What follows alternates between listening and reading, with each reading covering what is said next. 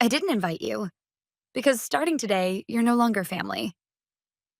That was my mother Diane's answer when I asked why I hadn't been informed about my younger sister's wedding, or received an invitation. 3 days ago, she had told me, it's an important family party, and so I came to this Beverly Hills restaurant, La Belle Vie.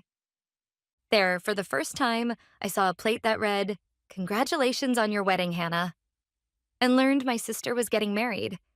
They must have simply forgotten to give me the invitation. Believing that, I said, "Congratulations, when is it? Of course I'll be there." But my mother coldly cut me off. My father, John, my older sister, Lucy, and my younger sister, Hannah. Their gazes stabbed into me across the frozen table. Diane flicked a pure white envelope on the table with her finger and continued, "Here, this is our gift to you, from all of us." At that cue, Lucy raised her smartphone. "I'll record your best reaction." The red light of the recording indicator pointed at me, cold and merciless. I slowly opened the envelope. Inside was a formal, emotionless notice of disownment. All of their signatures lined the bottom. Time seemed to stretch. Only the stark black ink on the paper burned into my retinas. Lucy's hand holding the phone lowered slightly. There were no tears, no anger, none of the reaction she was hoping for. My mind was startlingly clear. What they had signed wasn't just the termination of a family relationship. It was a unilateral cancellation notice. Against me, their safety net. I folded the disownment notice neatly and placed it beside my plate. It was no longer a weapon. It was my permit for freedom. With the single sheet of paper, I had become a stranger to them. Then I took out my smartphone from my handbag. "Oh? Going to cry to your college friends?" "Pathetic," Lucy sneered. But her voice no longer reached me. I didn't even look at her. I focused entirely on the screen. I unlocked it with my fingerprint, swiped through the home screen, passed several apps, and stopped on the familiar icon of my bank. They didn't know. They didn't know that the useless student they always looked down on had spent countless nights coding, building the AI learning platform LearnFlow from scratch, and had already gained a passionate user base. They didn't know that the revenue from that project had grown far beyond anything they could imagine. I opened the loan management screen. Displayed there was, private loan, borrower, Hannah Smith. Yes, 2 years ago I had loaned her $80,000 in personal funds to start her flower shop. Not one word of thanks came from the family.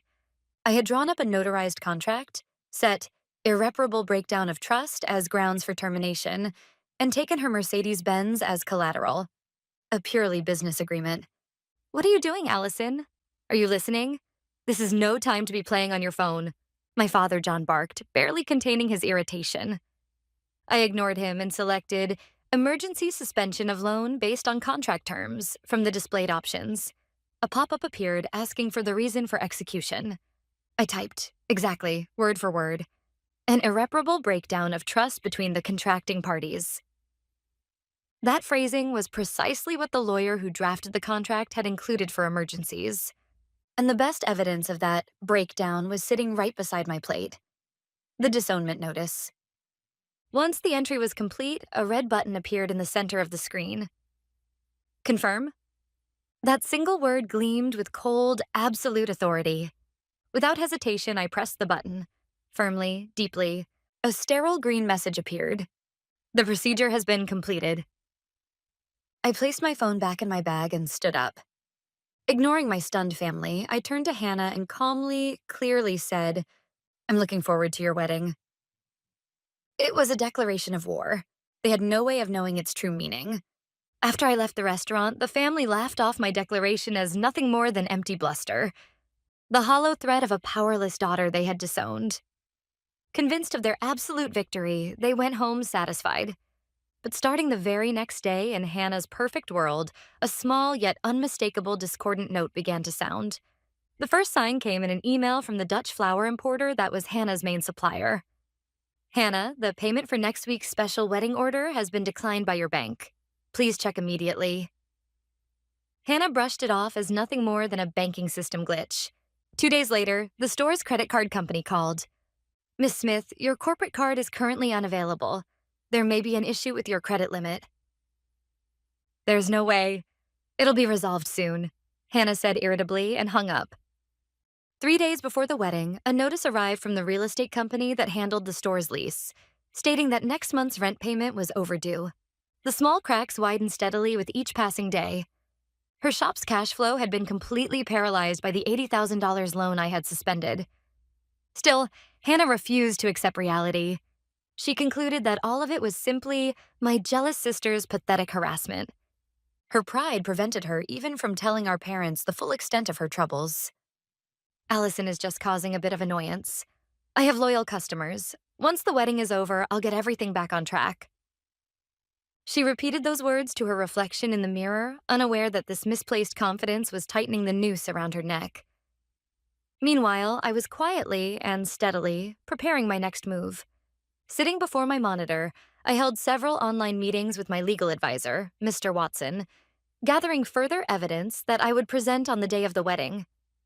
Yes, they must have forgotten. 5 years ago, when my father's business failed and their luxury house was about to be seized, it was me who paid their mortgage for 9 months. Those remittance records, the bank transaction statements, every bit of it was saved perfectly as digital data. Hannah's confidence and ignorance, and the irrefutable evidence in my hands. They had no idea that the wedding a week later would become the stage for their true judgment. The day of the wedding, the chapel of the coast in Malibu Hills looked like something out of a dream. On the terrace overlooking the ocean, tables covered with white cloth were lined up, adorned with flowers Hannah had likely scraped together from the last of her inventory.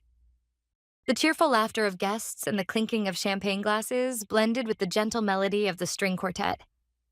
My parents smiled triumphantly as guests showered them with praise in their role as the bride's parents. My sister Lucy chatted proudly with her friends. To them, I no longer existed. This was their perfect day, after erasing the stain of their inconvenient daughter. Hannah played the blissful bride flawlessly on the surface, but her smile was stiff, and several times I noticed her slip away from the crowd to check her smartphone obsessively. Messages from creditors were gnawing at her composure. The wedding's highlight, the champagne tower ceremony, was just about to begin when it happened. A subtle stir rose at the entrance. The guests turned. Standing there was me, Allison. Dressed in a simple yet elegant black dress, I stood quietly, alone. Of course, I had no invitation, but no one could stop me. Everyone here knew I was part of this family. The moment my supposed family recognized me, their smiles vanished from their faces. What replaced them was surprise, displeasure, and a hint of fear. Hannah went pale as if she'd seen a ghost, the hand holding the champagne bottle trembling. Ignoring their panic, I offered a calm, gentle smile and walked straight toward them. The guests watched, holding their breath, waiting to see what would unfold.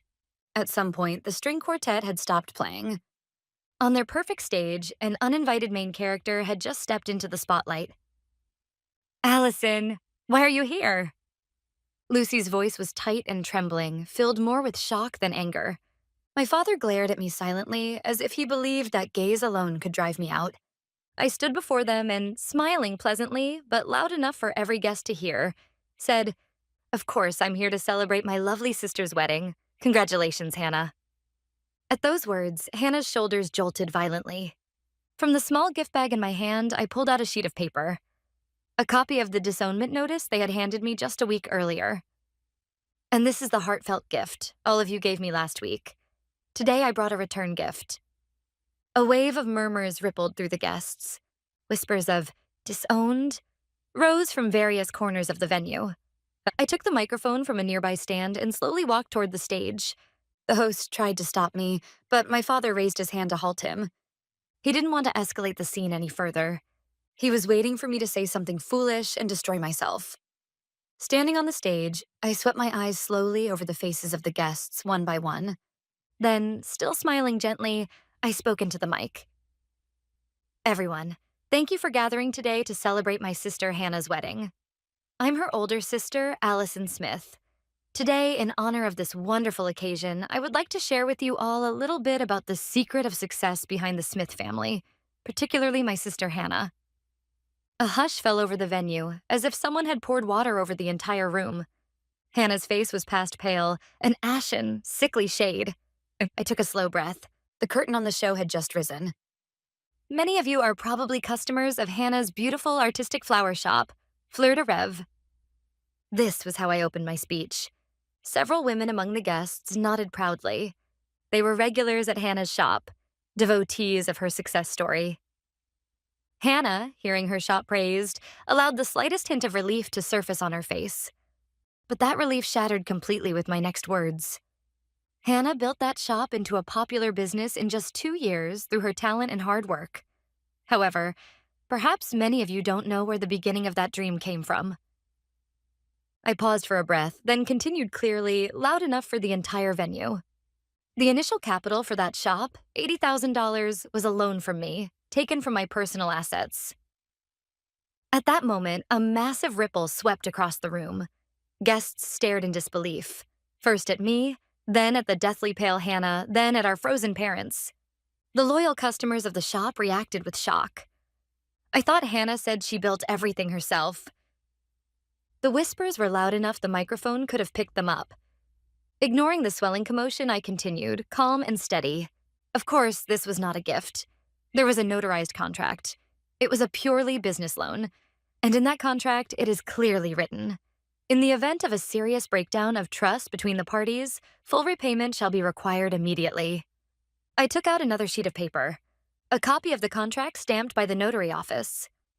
And then, 1 week ago, my beloved family proved, by delivering this disownment notice, that the trust between us had been completely and irrevocably shattered. Therefore, in accordance with the contract, I terminated the entire $80,000 loan 1 week ago. Hannah's knees buckled. She collapsed onto the floor, gripping the hem of her wedding dress. The reason her shop was falling into a financial crisis. The brutal truth was revealed before all the guests. Even as Hannah crumpled and the venue erupted into chaos, I did not stop speaking. My next targets were John and Diane, glaring at me with hatred from the stage. Of course, this is not the first time I've provided financial support to my family. My tone remained gentle, but cold as I dropped the next bomb. Many of you know my respected father, Dr. John Smith, and my mother, Diane. Many of you have likely visited the lovely Smith residence in Beverly Hills, the symbol of my father's social status and the pride of our family. The guests gulped audibly. Many had surely attended parties at that luxury house. Everyone knew its grandeur. But what none of you know is that 5 years ago, that house was on the verge of foreclosure. My father John's face began turning a blotchy shade of red and black with rage. "Stop it, Allison." His voice sounded more like a desperate scream than a threat, but I did not stop. After my father's real estate investment failed, the Smith family was on the brink of bankruptcy. And during that time, without anyone knowing, someone paid the mortgage on that house for 9 months. I gripped the microphone and slowly pointed at myself. That person was me. The venue fell into a shock, so deep, it turned into silence. No one wanted to miss a single word of this unbelievable revelation. Every eye in the room was locked on me. I believed helping my family was natural. I never asked for anything in return. But instead of showing gratitude, they treated the fact as an embarrassment, an insult to their pride, and tried to erase not only the memory of it, but me as a person. I waved the copy of the disownment notice lightly. This one piece of paper is the clearest evidence. To protect their pride and appearance, they casually cast aside the daughter who saved them. My words sliced through the Smith family's carefully crafted facade, shredding it to pieces. My revelation had completely transformed the atmosphere in the venue. The respect the guests once held for the Smith family had transformed into expressions mixed with scorn and morbid curiosity. John and Diane stood frozen, ghost pale, unable to speak or move. Then it happened. Hannah, still collapsed on the floor, suddenly burst into a wailing scream. Ah! That was the beginning of her perfectly calculated performance as a tragic heroine. Hannah lifted her tear-streaked face and, with a trembling voice, appealed to the guests. Everyone, please listen. What my sister said may not be entirely false. Yes, I did borrow money from her. And yes, there were times when she helped my parents with their mortgage. A soft murmur rippled through the room. Hannah was trying to make herself appear honest by admitting only what she couldn't deny. Through sobs, she continued, "But all of that was because my sister has always been jealous of me. She couldn't stand that I was loved by our parents, that I was achieving my dreams." She used that money to control me, to keep me under her thumb. And when I got engaged, her jealousy reached its peak. That's why she's ruining everything today. This special day, so she can take everything away from me. She wiped her tears with the hem of her dress, letting out a frail, broken sob. I only ever wanted to succeed on my own. But my sister's jealousy is destroying my dream. I'm the victim here. Her dramatic performance began drawing sympathy from part of the audience, especially those who didn't know the real situation. John and Diane must have sensed a chance to turn things around. They put on expressions of worried parents, gently holding Hannah's shoulders, playing the roles they were most skilled at, the victims. Hannah's tears did win over a few guests, but she made one fatal mistake. She forgot that among the guests were her most loyal customers, people who wholeheartedly believed in the beautiful fiction of her success story. Moments after Hannah's performance, a woman stood up. She was one of the most well-known fashion bloggers in Los Angeles. With a cool, steady voice that carried across the room, she addressed Hannah. "Hold on, Hannah. Something you said doesn't add up." Every eye turned toward her. Arms crossed, she stared straight at Hannah. "Just last month in your interview, you said this. My greatest pride is that I started this store with nothing but my own savings, without help from anyone except my parents." I was so touched by that story that I featured your shop on my blog several times. Several other regular customers nodded in agreement. "That's right. You said the same thing to us. We admired how independent you claimed to be." The blogger now shifted her gaze to me. "Allison. And Allison, I know about you as well. Even while studying at UCLA, you developed a groundbreaking educational platform. A few tech news sites have featured you as a young prodigy." That single statement was the decisive blow. The atmosphere shifted. Firmly, irreversibly, to them, I was no longer the Smith family's disappointing daughter. I was the independent creator of LearnFlow. "So tell us, Hannah, which one is the truth?" The blogger pressed coldly. "Did you see us as nothing more than props to embellish your success story?" Her words pierced Hannah straight through. Everything she had built, her image, her influence was collapsing. Her tears were no longer a weapon to gain sympathy. They were the genuine tears of someone whose lies had finally caught up with her. Under the harsh stares of the guests, Hannah stood completely alone. Her tragic heroine mask crumbled away, leaving behind nothing but a pitiful figure built entirely on deception. I watched it all quietly. Then I spoke into the microphone.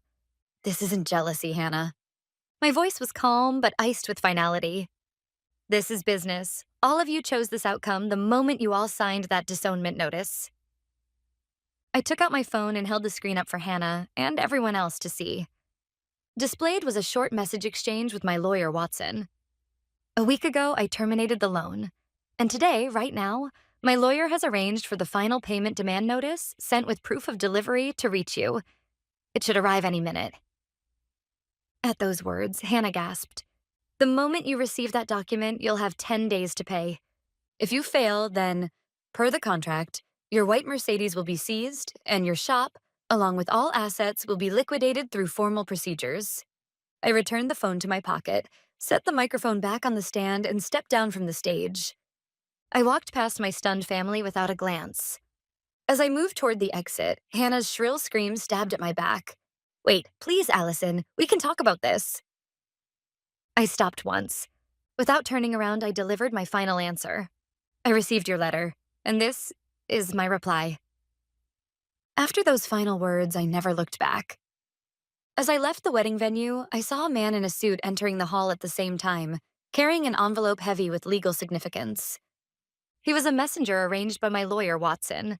I stepped into my car, the cold Malibu breeze brushing against my cheek.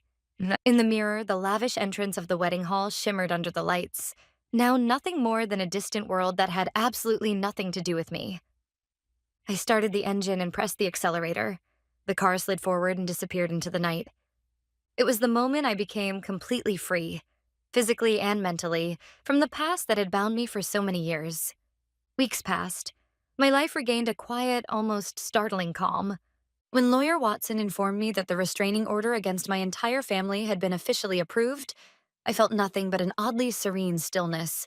That day, as usual, I was seated in front of my monitors, focused on updating LearnFlow. A short message arrived from Mr. Watson, along with a single news link. For your reference, he wrote. Curious, I clicked it. The page displayed an article from a Los Angeles gossip site. The headline read, "One month after the tragic wedding, the spectacular downfall of the Smith family." As I scrolled, the consequences, far beyond anything I'd hoped for, were recorded in unemotional detail. Hannah's marriage had been called off that very day. Her shop bounced a payment the day after receiving the demand notice and collapsed financially. Her Mercedes was seized and auctioned off. Even then, she was left with $55,000 in debt. My father, John, whose scandal at the wedding spread to the university administration, was brought before the disciplinary committee for severely damaging the institution's reputation. Every one of his TV appearances had been canceled. And the thing they treasured most, the Beverly Hills luxury house that symbolized their pride, was on the market. Their sacred symbol of status had become just another listing on a real estate website. Even after reading the article to the end, I felt no joy, no pity, nothing of the sort. Only a quiet sense that everything had finally fallen into its rightful place. With a single click, I closed the tab, like discarding an unnecessary file into the trash. Then I turned back to my own world. 3 large monitors glowed with calm bluish light. The real-time analytics dashboard of LearnFlow. Learning data from students across the world flowed in, forming beautiful, ever-changing graphs and charts. A log showing one student solving a difficult physics problem. A progress graph showing another student finally conquering a math unit they had struggled with. Here, there was no jealousy, no pretense, no betrayal. Only pure intellectual growth and the honest results of one's effort.